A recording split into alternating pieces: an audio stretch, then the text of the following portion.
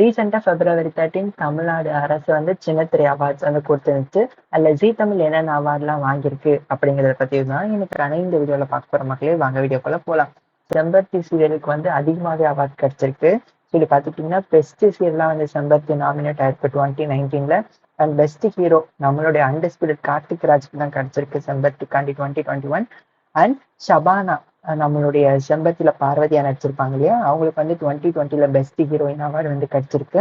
And best child ஆர்டிஸ்டா Parvati தம்பியா நடிச்ச master சஞ்சய்க்கு வந்து கிடைச்சிருக்கு 2021க்கு பெஸ்ட் சைல்டு ஆர்டிஸ்ட்னு சொல்லி. இதை தவிர்த்து பூவை பூச்சிடுவா வந்து பெஸ்ட் சீரியலா வாங்கியிருக்க அவார்டு 2018ல. அண்ட் பெஸ்ட் ஹீரோயினா ரேஷ்மா முரளிதரன் பூவை பூச்சிடுவா ஹீரோயின், அவங்க 2019ல பெஸ்ட் ஹீரோயினா வாங்கியிருக்காங்க. அண்ட் நீதானே என் பொன் வசந்தத்துல நடிச்ச ஜெயாகாஷ்க்கு பெஸ்ட் ஆக்டர் அவார்டு வந்து கிடைச்சிருக்கு 2020.